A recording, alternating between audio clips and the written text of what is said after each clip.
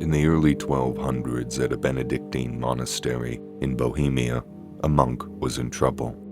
Big trouble. His name was Herman, and he was not a good monk, not as pious as his brothers, and not as obedient as the abbot demanded. Unable to adhere to the strict code of the monastic order, Herman had broken his vows. What he had done was irrelevant. What mattered was that he had been caught, and now he was going to be punished. As a monk, Herman was subject to the justice handed down within the monastery itself. What happened to him was entirely up to the abbot and the other monks. Sitting in his cell alone and awaiting his sentence, Herman must have contemplated what fate awaited him. The punishment depended on the crime, of course. For heresy, blasphemy, or murder, the punishment would be severe, and Herman could expect little mercy. Whereas for other crimes like negligence, laziness, or petty theft, the punishment might be an exile or some manner of social punishment, like being shunned. The sentence that was handed down to this particular monk was far worse than a mere shunning, however, or an exile from the monastery. His sentence was to be walled in. Called immurement, meaning walled in, it is the act of sealing a guilty party into a wall or a chamber by constructing a wall around them and usually leaving them inside to expire. Requiring no executioner, no gallows, and no mess to clean up, immurement was a popular and effective way to be rid of someone, as seen in my very first video on the Italian nobleman Ugolino della Gherardesca, who suffered the fate of immurement alongside his sons and grandsons. Terrified at the thought of being walled in and left to die, Herman broke down before the abbot and his fellow monks, begging them for his life. He sputtered his repentance and pleaded for mercy, making promise and swearing new oaths. None of it worked. Finally, in one final, desperate plea to save his life, Herman begged for the opportunity to prove his piety by crafting a book in a single night. Not just any book, but a book unlike any other ever made in the history of the world. It would be a Bible and more, a book that contained all the knowledge of man, copies of the classics and more, all for the glory and the fame of the monastery. All he needed was one night, some parchment, and an inkwell. The abbot and the monks agreed. The promised task was an impossible one. Before the age of the printing press, books took ages to make. Monks often went blind working on the manuscript pages that would go on to fill the books of the past, and that was just in writing. There was also the process of binding the pages and crafting them into a usable book. Books were expensive, treasured possessions that took time, care, and skill to make. No man could craft one in a single night. Herman, however, was desperate. He took to his task with zeal, quickly scribing memorized scripture onto parchment by the light of the moon and perhaps the flickering flame of a single candle. He wrote throughout the night, writing until his hand hurt, then continuing on through the pain. With the threat of immurement hanging over his head, Herman worked faster than he'd ever worked before. But still, it would not be enough. It would never be enough. Praying as he worked, Herman pleaded for forgiveness, for mercy, for some manner of miracle that would help him with his impossible task. According to Scripture, God had once stopped the sun and the moon to buy more time for Joshua to defeat his enemies. It was a story the monk may have known well, and as the hours ticked by, he must have wished for a similar act of divine intervention. He needed more time.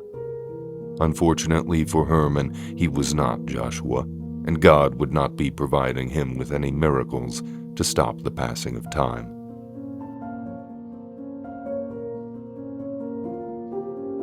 As the midnight hour came and went, and Herman saw how little he had completed, still there was no word from the heavens. Desperate now for an escape, he searched his cell for any way out, but there was none to be had. The window was too small to climb out of, the door was too guarded to leave by, and the floor was too solid to dig through. With no way out and no way to complete his task, Herman was out of options. Desperate for anything, any last hope that might save his skin, Herman prayed once more. Only this time, he was not praying to God. He prayed to the devil. Praying for a solution to his predicament, the condemned monk managed to conjure up the devil himself. Intrigued by Herman's impossible task, the devil agreed to lend his aid in completing the book, so long as Herman paid the price. And what was the price? Nothing less than his eternal soul, of course. Knowing what fate awaited him if the book remained incomplete, Herman agreed to the devil's bargain. In the morning, when the condemned monk's cell was opened by the abbot and the other brothers of the monastery, they were shocked at what they found. They'd been expecting to see an exhausted man with one or two poorly illuminated pages. What they found instead was this. This is the Codex Gigas, the largest medieval manuscript ever made. It is an enormous tome. Codex Gigas means giant book, and at 36 inches tall, 20 inches wide, and nearly 9 inches in thickness, it isn't hard to imagine coming up with a name like that. The Codex is more than just a Bible, containing popular writings from the time, such as Isidore of Seville's Encyclopedia and Josephus's Antiquities of the Jews. Also included in the book is this, a full-page illustration of the devil himself, allegedly sketched by none other than Herman himself, in thanks for Satan's services in completing the book. This illustration has also led to the Codex receiving its popular sobriquet, the Devil's Bible. Having completed his impossible task, the condemned monk was pardoned, in this life at least, and the giant book was taken in by the monastery. So it was that the monk condemned for breaking his vows was freed for striking a deal with the devil himself. This is 3 stories of deals with the devil. This is the retelling. The true story of the so-called Devil's Bible is unsurprisingly less fantastic than the story of the monk who sold his soul to the devil. In reality, the book was carefully and skillfully crafted over the course of decades, likely by a single monk, possibly even one called Herman. Based off of style and handwriting analysis, scholars have determined that the Codex was indeed written by a single individual. There is also a reference to a man called Herman, the recluse, who may have been the author. As for the meaning behind the full-page illustration of the devil, that remains a mystery. The Codex Gigas has had a long and storied life. Over the years, it has survived floods, fires, and wars, sometimes even being taken as a trophy of war. This eventful life has often led to the speculation that the Codex was, in some way, cursed, as though it caused those floods, fires, and wars, and this has only added to its legend. While it is a wonder that the book has survived all these years, its preservation cannot be attributed to a curse. Floods, fires, and wars are all just things that happen, and with the Codex Gigas already being such a prized item, it would likely be one of the first books carried from a burning library or stolen as a prize of war. Today, the story of the Codex Gigas is largely remembered more by its legend than by the truth. For centuries, people have been attracted to the story of the monk who sold his soul to the devil.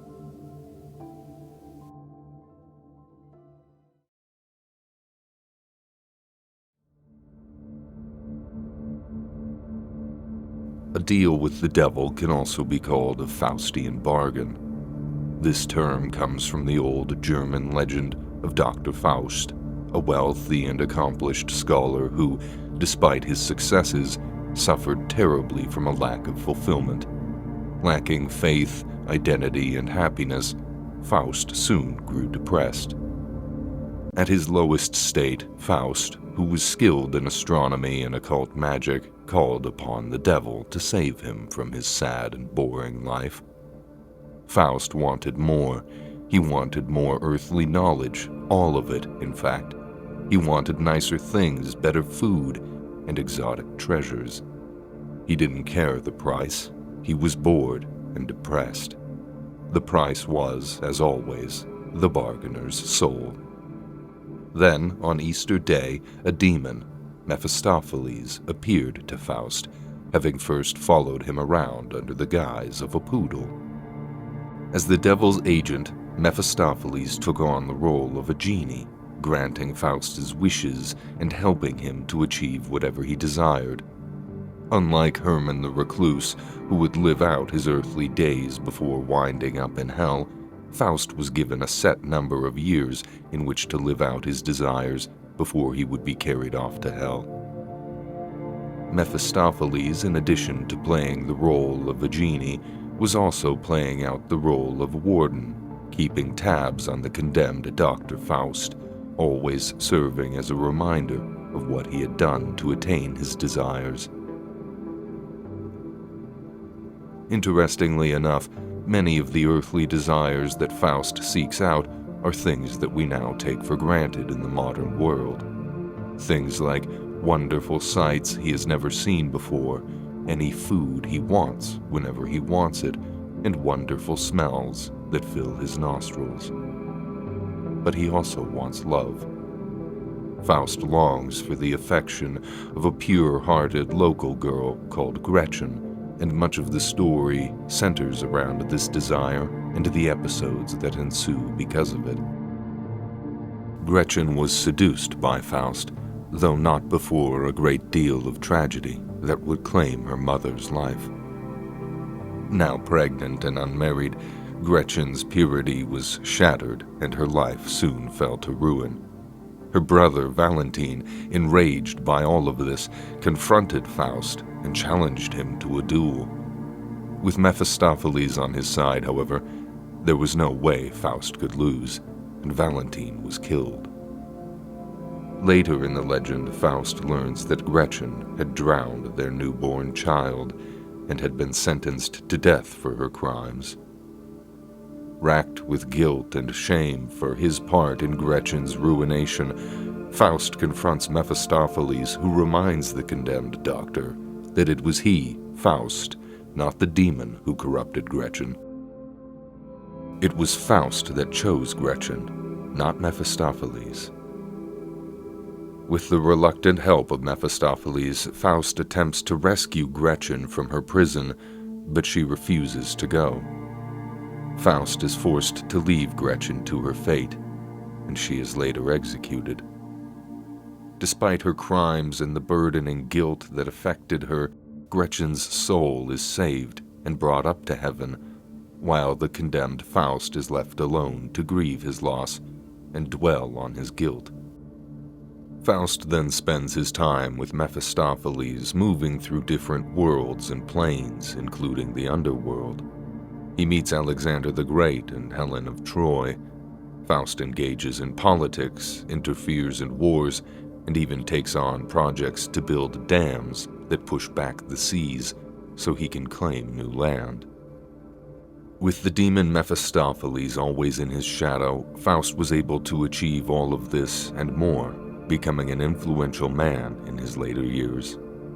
By the time of his death, however, there was nothing Faust could do to waylay his ultimate debt. He had gotten what he had bargained for, and now the time had come to pay the price. As his soul left him, it was carried off to hell by the devil, there to suffer for all eternity. In later versions of the story, Faust is saved from damnation by his constant striving to find a true meaning to life, faith, and purpose, but also through the intervention of Gretchen's spirit, interceding on his behalf. If you think all of this is somewhat grim, well, it is a German fairy tale. There was a real Dr. Faust. Johann Georg Faust was a German-born wandering astronomer and soothsayer born sometime in the 1480s. He plied his fraudulent trade throughout Germany during the early years of the 16th century, reading fortunes and studying stars for whoever would pay him. While little is known of this man, it is known that he was educated and that he was a man of many professions. He was an alchemist, astronomer, a magician, and maybe even an author. Despite this, it doesn't seem he was much good at any of it. In records, he is described as a fraud, a trickster, vain, and boastful.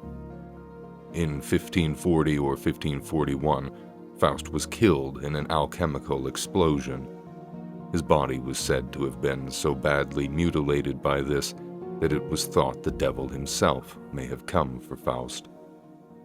From all of this comes the legend of Faust and the bargain that would go on to bear his name.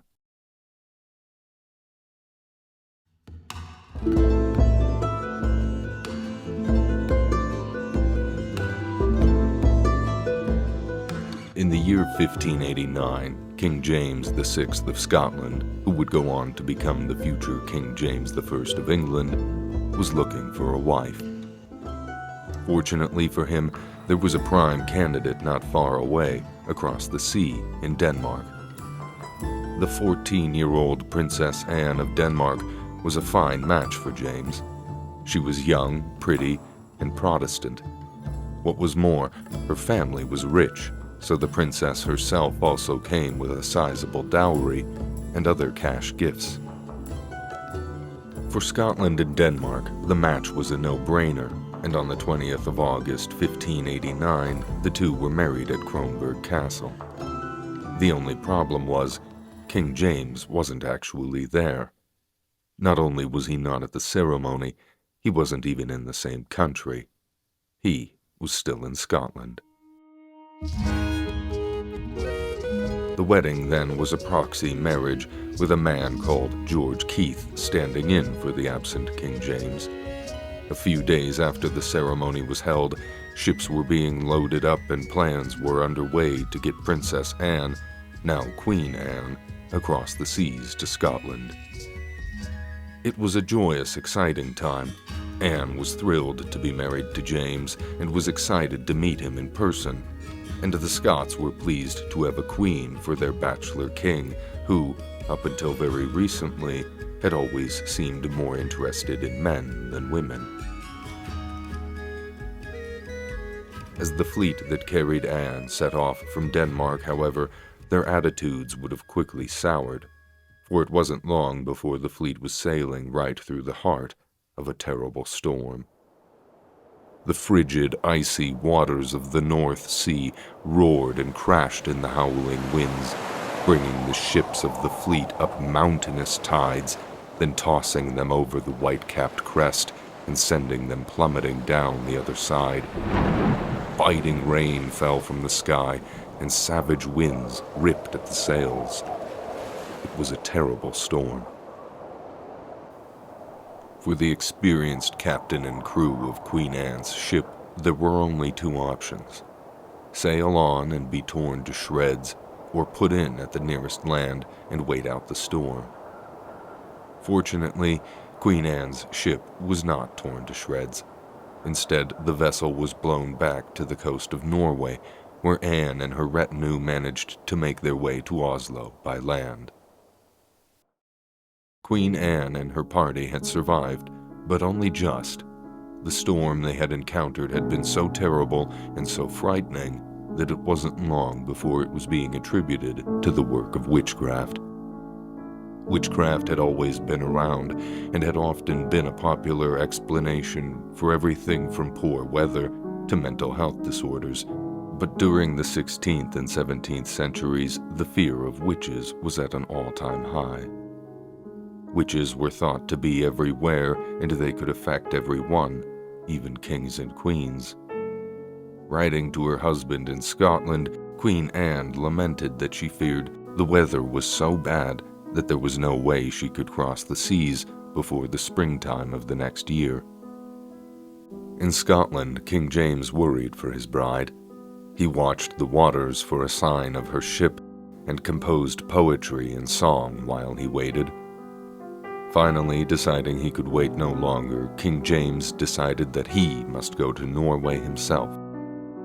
Assembling a fleet of 6 ships and a retinue of 300 men, King James set sail for Norway on the 22nd of October, 1589, to personally fetch his bride. Unfortunately for James, his journey would be little better than his bride's. While crossing the sea, the fleet encountered a storm of their own. The experience must have terrified King James, who had been raised up believing in the divine right of kings. He was God's chosen representative on earth, and yet there he was in the stormy seas, facing some of the worst nature had to offer.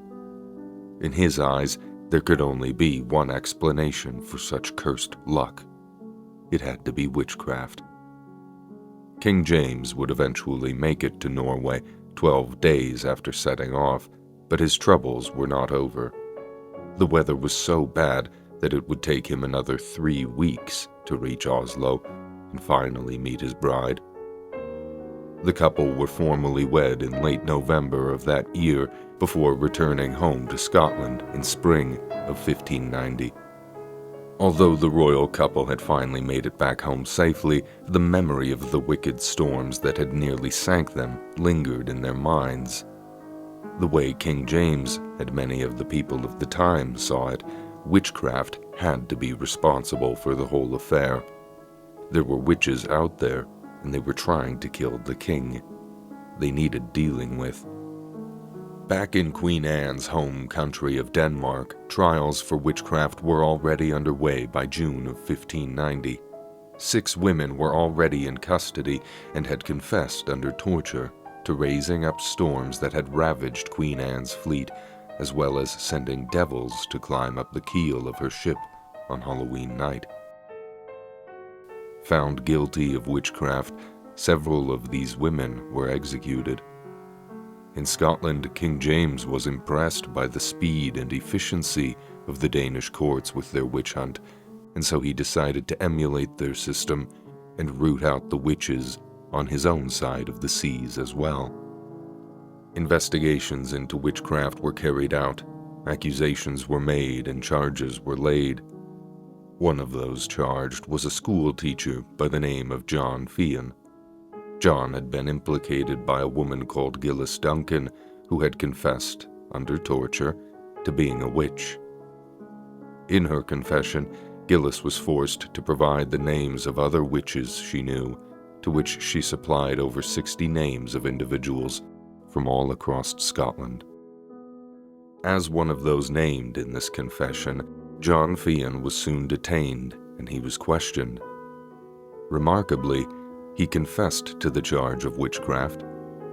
Perhaps he feared the torture that had made Miss Duncan confess and implicate others, or perhaps he really was a witch and there was evidence to prove it. What happened next certainly seems to suggest this isn't as strange as it may at first sound. You see, in his confession, John Fian had told of bewitching a gentleman, causing the man to go mad with hysteria once a day. To prove his claim, at his trial, which was attended by King James himself, John Fian summoned the gentleman in question and bewitched him before the court. The man is said to have fallen into a state of hysteria, screaming in pain and contorting his limbs in twisted, unnatural ways. Next, Mr. Fian caused the gentleman to jump so high that he touched the chamber ceiling. After the episode had come to an end, the gentleman claimed to have no memory of what had happened during the hour he was bewitched. Later, while in prison, Mr. Fian confessed to the source of his powers. He had made a deal with Satan himself. According to John Fian, He'd made a bargain with Old Scratch, swearing an oath to serve him and hand over his soul after death. But now he was ready to renounce his allegiance to the devil and change his ways. He told how he wanted to be a good man. He wanted to live a Christian life. The next day, he was confessing to his guards again. According to Fian, the devil had appeared in his cell during the night, dressed all in black and wielding a magic wand. The devil demanded Fian continue his service, reminding him of the years of power and privilege he had granted him. John Fian claimed that, face to face with the devil, he refused to back down, allegedly responding with, "Avoided, Satan, avoided, for I have listened too much to thee, and by the same thou hast undone me, in respect whereof I utterly forsake thee." Satan reminded John Fian that, service or no service, a bargain had already been made. When John's time came, his soul would belong to the devil. Next, Satan broke the wand he carried, and he vanished into thin air. John Fian's story may have been believed. After all, if he really did cause a man to fall into hysterics and be able to jump supernaturally high, his prosecutors would have been eager to attribute his powers to something. It could have all been true, or it could all have just been talk meant to stall his execution and increase his chance of some kind of pardon. In any case, a good Christian life was not what John Fian had in mind.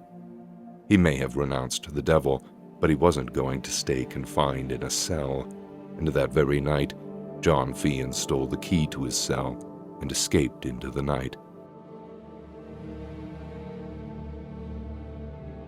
He was then captured only a few weeks later, in January of 1591, and as punishment for his crimes, John Fian was tortured and eventually executed on the 27th of January. It is said that he endured his torture without any sign of pain. The issue of witchcraft would not die with John Fian. Just the opposite. As the decades continued on, fear and paranoia of witches and witchcraft only grew and spread from nation to nation, leading to some of the most famous witch hunts in all of history. I don't know if King James was ever satisfied in his hunt for those he felt were responsible for the sea storms of 1589. Certainly many paid the price in his search for satisfaction. Of the dozens that were prosecuted and killed in this pursuit, John Fian was only one.